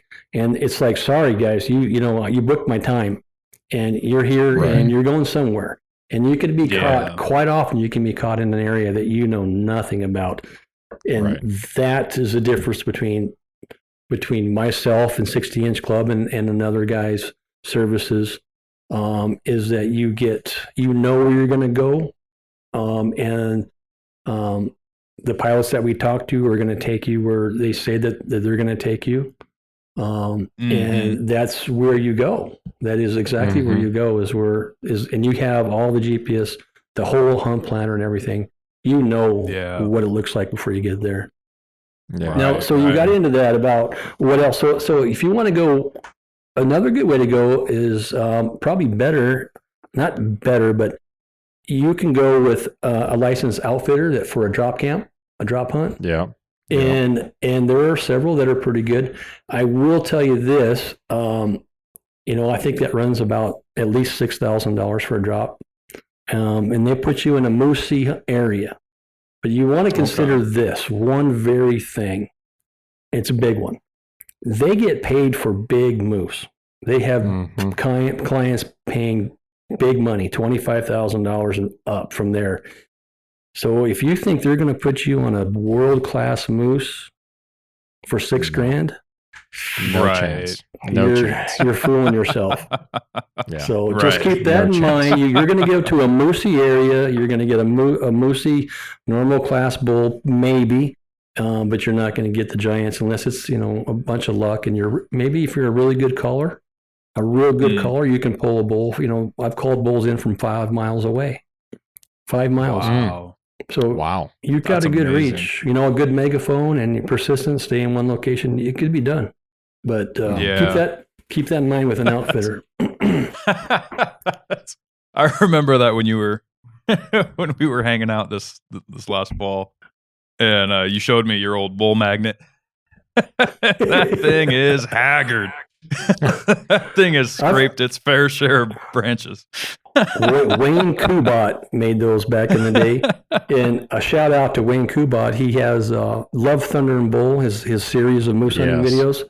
Yes. They are very good instructional videos. Yes, they are. I've learned a lot watching those Love, Thunder, and Bull. Yeah, somebody that I talked to, probably 10 years ago now, just after, not too long after I'd moved back up to the Fairbanks area. I was working at somebody's house, and the guy had a bunch of moose racks, and he handed me that DVD and said, "Take this home, watch it, and then we'll meet up in town. You can give it back to me." And that was kind of what taught me initially how to call moose. But I think a lot of the same principles can be found on that one particular YouTube video that you've even got on your YouTube channel. It's not a very long video, but that tip that you talked about earlier about letting out a cow call at about noon. Yeah, that's not something that you hear a whole lot of people talking about. No, you don't. Yeah, but that works really, really well. And then just kind of that regiment that you just build, and you call from this time to this time every morning, and then you wait. You definitely don't want to overcall them. But then about noon, you rip out a cow call. If you don't hear anything back, don't worry about it. You're just trying to get their attention. And if you have a glassing area that you can glass them, then you're just looking for those, plywood sheets, if you will, to just turn your direction to what was that? And then in the evening, you resume your calling, and then you hope to just draw them in that last bit. But I think that video that you've got on YouTube, I think you just put it out here this last fall too. It's not more than like 10 or 12 minutes long. Yeah. But really, yeah, for anybody that knows the basics of how to actually make the call sounds, that 10 minutes is really all you need to know. It is. You can call in moose and be successful that easily, and just apply that strategy to your hunt, and that'll if there is a receptive bull in the area, he's going to come into that strategy. Yeah. Well, the other thing. Oh, go ahead. Oh, I was just going to say that there were two things I really loved about that video that you did, the one Dalton's talking about. Yeah. And one is because there's a lot of videos out there that might explain how to make a bull grunt, how to make a cow call, but they don't go through the process with you. You know, it's okay. This is what bulls sound like. It's a mwah, and draw that out for a cow call and all this different stuff. But the way you broke down the whole day of the hunt, from the time you wake up till the time you go to sleep, this is how you hunt. That's what I really appreciated about it. Yeah. The second thing was we had a debate on the show because our listener had written in talking about things they had heard in regard to a moose hunt, and they were going on a camping or on a DIY moose hunt, and they were wondering if they should have a fire. And so and referencing the fact that I guess Ranella at some point, Steve, had gone on a moose hunt up in Alaska, and the guy that he went with, or that was the outfitter or the transporter or whatever, had told him, never have a fire. You'll never see a moose if you have a fire. And then at the end of your video, you're calling in moose right in front of the campfire, right in front of the campfire. And you got the super cub sitting too there. You got the super cub sitting there too. I loved it. No, it's true. I have blazing campfires.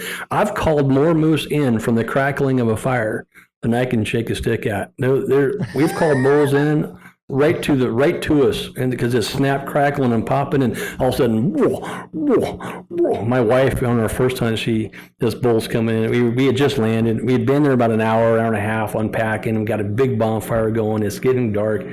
And man, it's so surreal. We're sitting on this river. It's slow moving. It's quiet.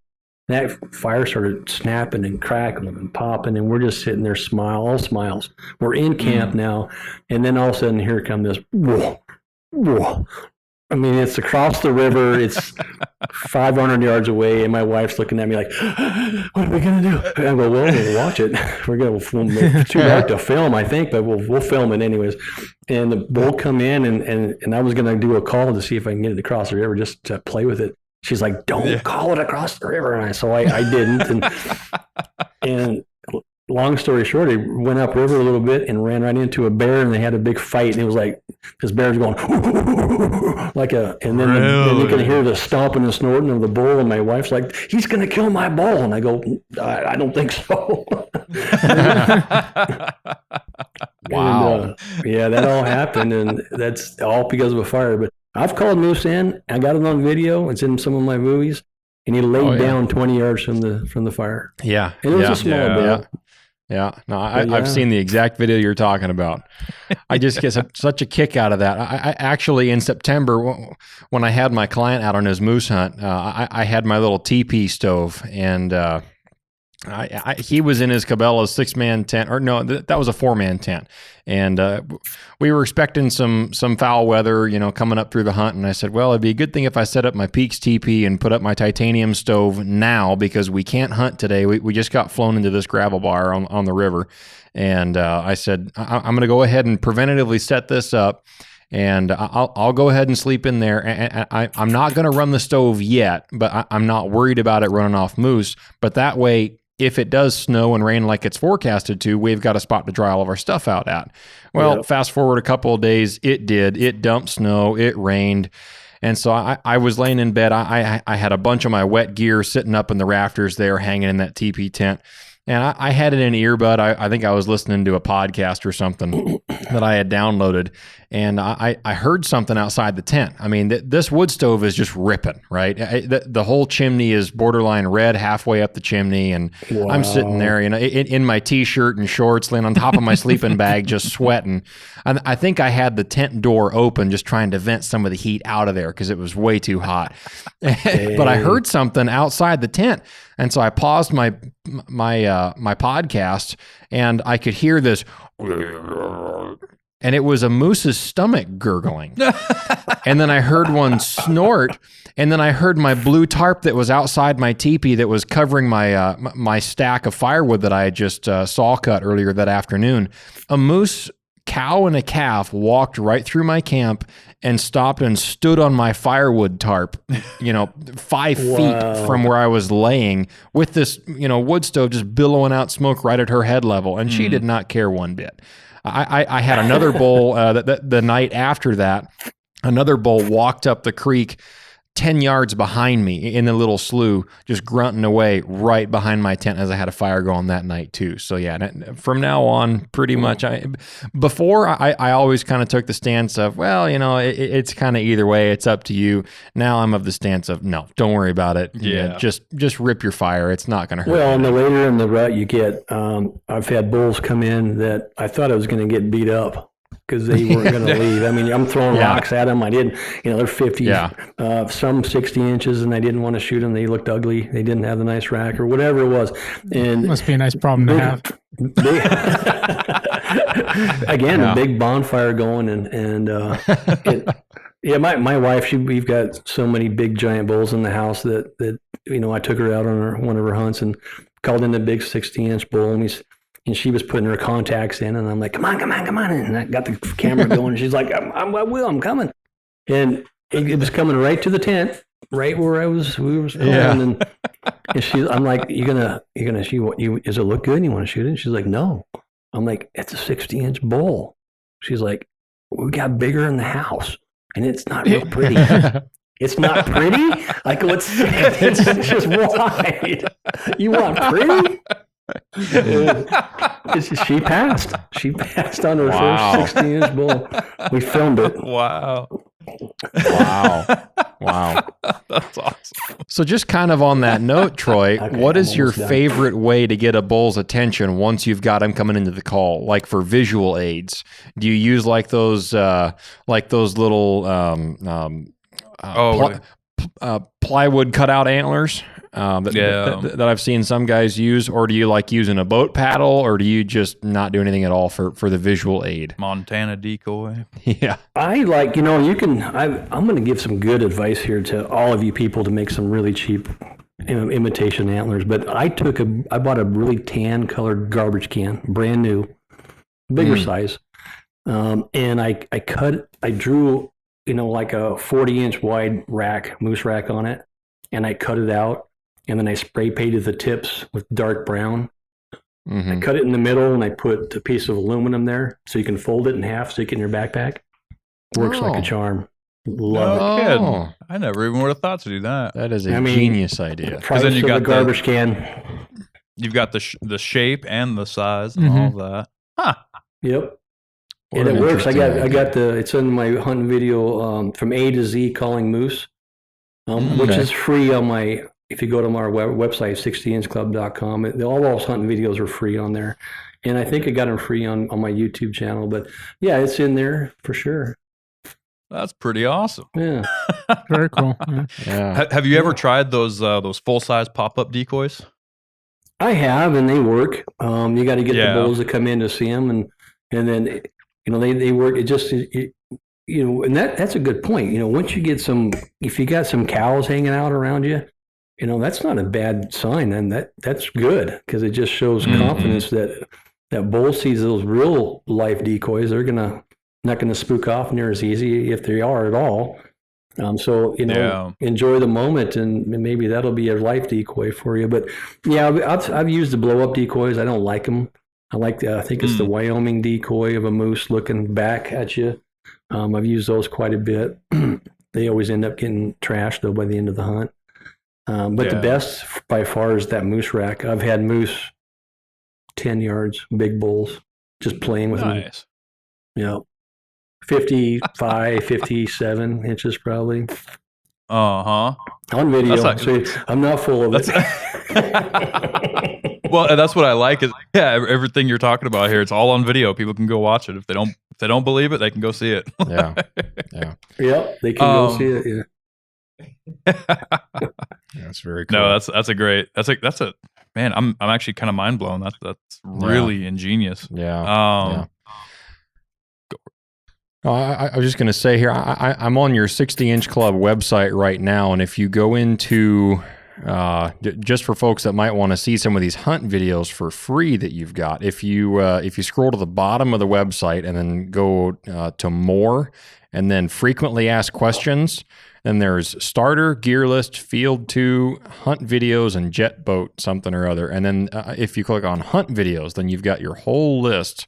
Epic moose hunt, brush thrashing bulls, western Arctic caribou hunting, head-to-head with giant bears, caribou hunting at Caribou Lake, and Rams in the Mist, which 2 of those I have on DVD at home, believe it or not. Wow. You actually bought those videos.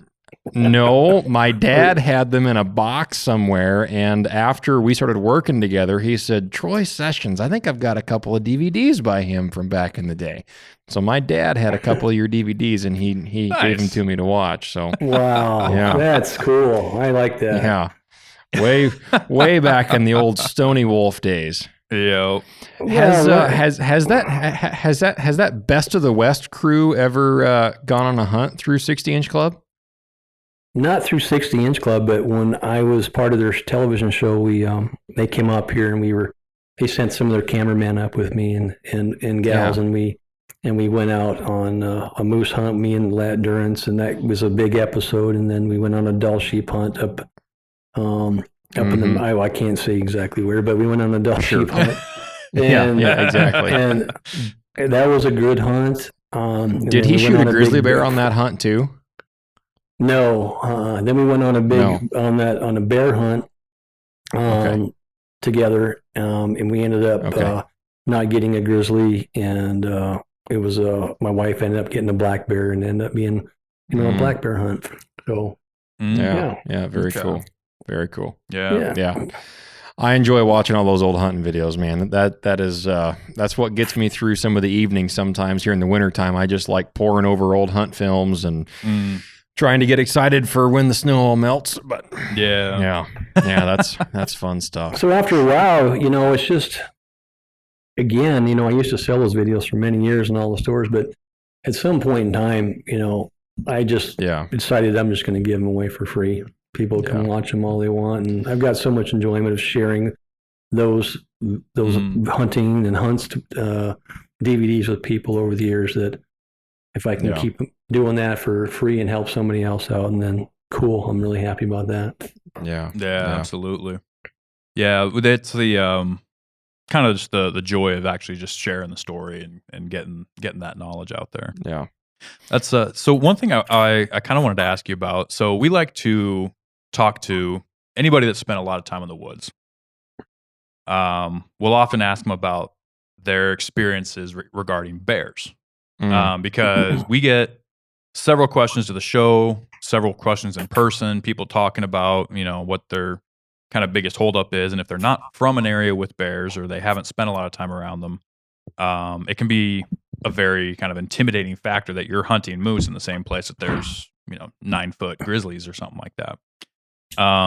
So and we've all given our opinions on that. We've talked to like Jeff Lund down there in Southeast. Yep. And he said basically he doesn't even take it into consideration that they're there anymore because they're just not really a problem. Right. And and the thing we try to preach to most people, as long as you're smart, as long as you're aware and conscious, then you're probably not going to end up in any kind of trouble. But and I was watching one of your videos actually just the other day. It was about different rifles, different calibers, and you were talking about the 300 Win Mag, 45-70, and all that, and talking about how one thing to take into consideration is with your caliber choice when you come to hunt in Alaska is that if you get into a situation with a bear, you want a caliber that's big enough to handle that situation too. Right. Which is something that I take into consideration heavily whenever I'm picking out what caliber I'm going to be hunting with. But what kind of bear experiences have you had up here in Alaska? Oh, I've had some pretty good ones. I've had several tents tore into, but mostly when I was gone, and that's a good thing, because I'm going to tell you right now. Listen, those bears, they know when you're in that tent. And I'm gonna go as far as say, when you're sitting in your bear stand, they know you're there. I've never had a bear try to get into my tent when I was in it, not even remotely. I've had them right next to my tent, grizzly bears, and I stepped out of the tent under the wing of my plane and had him at gunpoint with my 500 Smith & Wesson pointed at him. He's standing on 2 feet. And I can tell you, you don't need any Red Bull after something like that happens to you because you're right. Yeah, I can imagine. But what drew him there was we had killed a bull the day prior in the evening, and we had opened him up, and he was out there cooling, and we were going to go break him apart, and the wind blew that, from that moose through camp up the valley, and it drew that bear in, and he had to come through our camp to get there. And so we had a standoff for about what seemed like a minute, but more likely was probably about 15 seconds. And again, the bear didn't want me; he just wanted to go eat that moose, and he did. And I've got countless stories where I'm fishing, for salmon and trout, and sows with cubs, and they didn't care about me at all. They wanted the salmon and the trout. They wanted the salmon that was in the river. It wasn't me. So I haven't ever come across an area where I had a mean bear at all on any of my hunts. But if you're ever going to run into a situation like that, it's going to be when you're on your moose, breaking it apart. Yeah. Right. Or you're going back to get that extra quarter. And I tell every one of our guys, do not leave each other alone. I've done it so many times where I've thought, man, that was so stupid. And then we hear about those 2 guys a few years ago that one left the other guy to haul a quarter depth down, and then he came back, and his buddy he already was gone. He had passed, and bear already got him. So now I tell everybody, very sad. So if you're ever going to get in trouble, it's going to be over your gut pile, or the next day going out and get the last bit of meat out of there, or that antler, the antlers and stuff. Mm-hmm. Yep, absolutely. So my buddy and I ended up in that situation a few years ago. We had bears. These 2 bears were circling us while we were taking his moose apart. Wow. And they were just black bears, but it was like, you want to keep an eye on them. They might be smaller than grizzlies, but they can still goof you up. I'm more weary of a black bear than I am a grizz. Yeah. Because they look small enough, and they'll come right up to you almost. And then they are way stronger than you are, and you don't realize it. Right. Yeah. So there's a lot more black bear attacks in the United States than there are grizzly bear attacks. Yeah. Yeah. Absolutely. Yeah, I think people kind of underestimate them, like you said. They don't seem as intimidating just because of their size difference, and they're not nearly as vocal most of the time. Mm-hmm. Obviously, if they're acting out aggressively, then they can become more vocal, and they'll start huffing at you and making some noise. But a lot of times, man, those black bears are just timber ghosts. Mm-hmm. They just slip in and out of the woods, and you don't hear them, you don't see them. Grizzly bears are a lot more likely to just make themselves known. Right. If you're at a bear bait and a black bear walks in, there are a lot of times that you're not even going to see him or hear him coming in until he's at that bait. Food, you hear it all the time. Somebody reading their book, and then you look up and there's a bear there. I've had it happen many times. But with grizzly bears, man, you'll hear him coming up the hill 15 minutes before he even gets there. It feels like just every step they're just making some noise. And I've called them in. I've called them in on a cow call, doing cow calls for moose, and I heard this huffing and puffing, and I looked at my buddy, and I go, my buddy Glenn, I'm up in the tree stand. I looked down at him, and I'm like, what is that noise? We're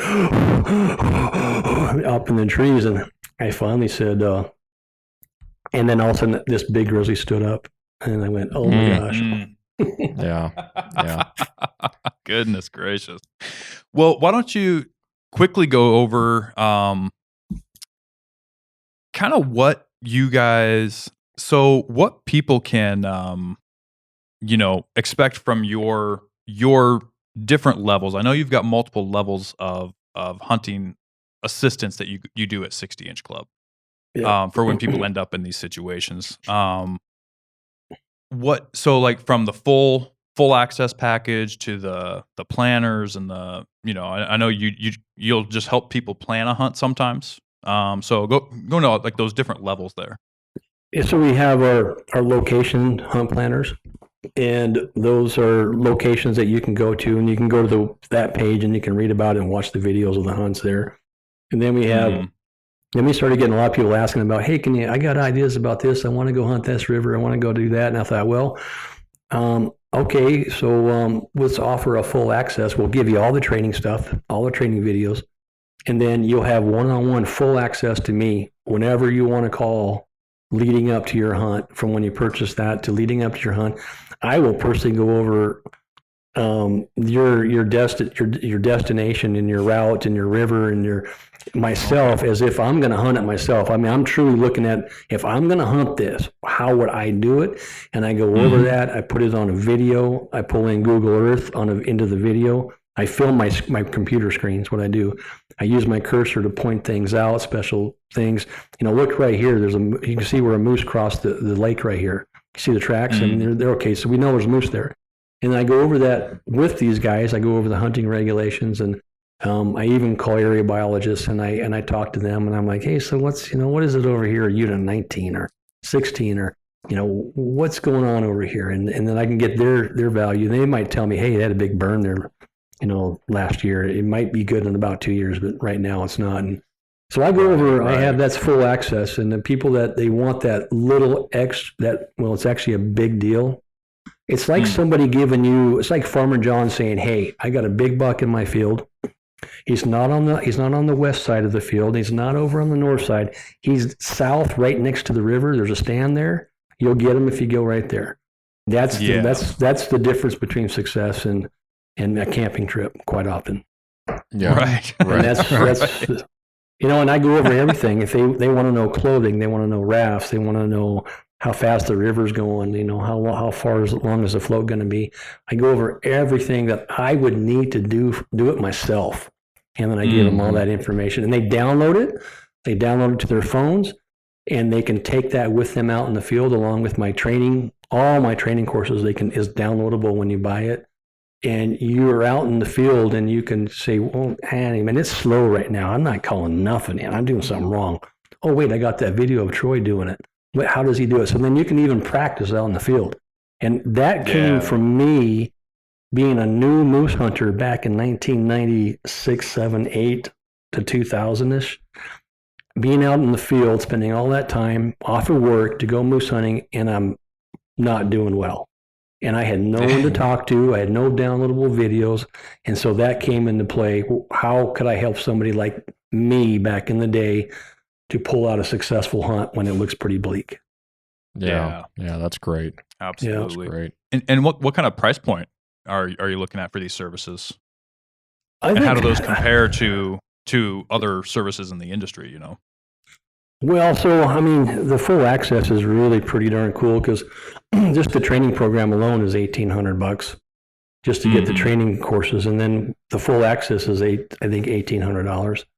And you get me along with, whenever you call, I'm going to answer the phone, and all the training courses all the way leading up to when you're going to take off. And if I have any pilots that I know about, commercial licensed pilots that I know about that might have an opening, and then I can push you in that direction. But you want to show up with me on the full access to already having a location in mind and where you want to go.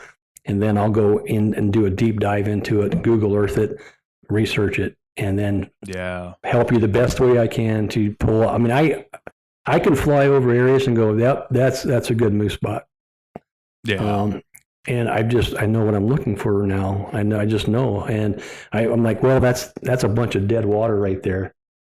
And there's not going to be any moose there. So that's what we have. We have the full access, and we have and then so we got the hunting locations, the full access, and then you could actually just download some of the courses. And then along with that is we got the meat bags that we can go over with you and help you out, and the rafts, and then give you an idea of maybe bringing your own raft. Yeah, and it's cool that they can, you guys offer a lot of other factors as far as, them being able to rent stuff from you and set things up. So all that's really cool. And again, all that information is on your website there, correct? So the 60inchclub.com. That's correct, yeah. That's correct. Cool, and, you can go to 60inchclub.com and check out everything we have. And you can go to to YouTube and see everything we got for free as well. And that can help you out a lot. And we even have a free, go on to 60inchclub.com, and it's a starter kit, and it's free. how to get started, where to start looking, and forums and all those kind of things. But yeah, Okay, you bet. Yeah. perfect. Very Well, cool. hopefully you guys have all enjoyed listening. Troy, we really appreciate you coming on the show. We're gonna wrap up here. It's getting a little late, and we all have families, so Yeah, no, But I we have, appreciate all of you, and thank you for inviting me on the show today. And boy, I'm like a hunter. I can talk for hours with you guys, and then if you ever want to have me back on here, I can. There's a lot more to talk about. Absolutely, yeah. We've got probably several episodes worth that we can do, probably all in one sitting if I know us. So Okay. But yeah, so thank you so much. So people can find you on YouTube, Instagram, on your website, and all 60-inch Club if you just search that up there, right? So do you guys have a Facebook? Yeah, we are Facebook, actually okay, Facebook, our website, Facebook, and YouTube. Is probably your best bet, and you can get a hold of us on any one of those platforms. It's been a pleasure. I got to tell you, and I'm a hunter, and I can talk all night long. But thank you so much again, and safe travels, and let's circle back and do this again. All right, folks. Well, thanks for listening to the show. If you have any questions about anything we talked about today, you can reach out to the Northern Hunter at either of our socials. If you search at the Northern Hunter on either Facebook or Instagram, you'll find us there.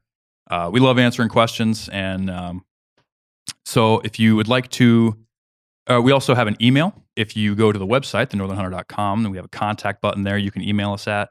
And while you're there, if you would like to support us, you can go through our shop page where we've got hats, hoodies, and t-shirts. We've been seeing people buying some of that. It's always really appreciated. And we've also got our partners page, one of which is Troy here with the 60-inch Club. So there is a discount code. Any of the services that he talked about today, and then actually even a couple that we didn't talk about, Troy has stuff that you can buy for your hunt. He has rental equipment for your hunt. He has the hunt plans like he was talking about here. And he has given us a pretty decent discount code for you guys. So if you go there, you'll get a good percentage off anything if you use code The Northern Hunter at checkout. Make sure you check that out. Like he was talking about, if there's any chance of you coming up here and getting just the moose of your dreams, it's really with the expertise of someone like Troy. So thank you guys so much for listening, and until next week, get out there, get after it. Good luck. We'll see you there.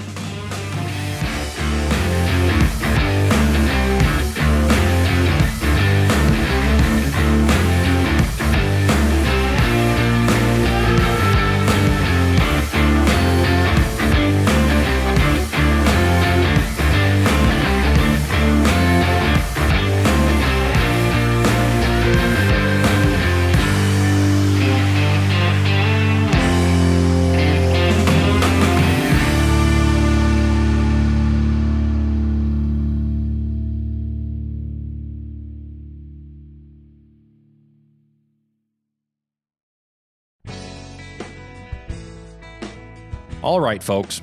We all know that one of the most common mishaps in hunting is damage to your rifle scope. Last year, I found the solution to that problem with the Stealthy Hunter rifle cover. It wraps around your scope and actions securely to protect it from getting knocked off of zero or even severely damaged. Stealthy Hunter also has a glassing pad and a wide variety of supplements for the outdoorsman, such as protein powder, CBD products, turmeric, and gut health supplements. They also make a lightweight trauma kit weighing in at just 14 ounces that includes everything you need and nothing you don't for all of your backcountry medical emergencies. To shop all of their equipment and supplements, go to STEALTHYHunter.com and enter the discount code at checkout, The Northern Hunter, to save on your order today. All Stealthy Hunter equipment is proudly made in the USA.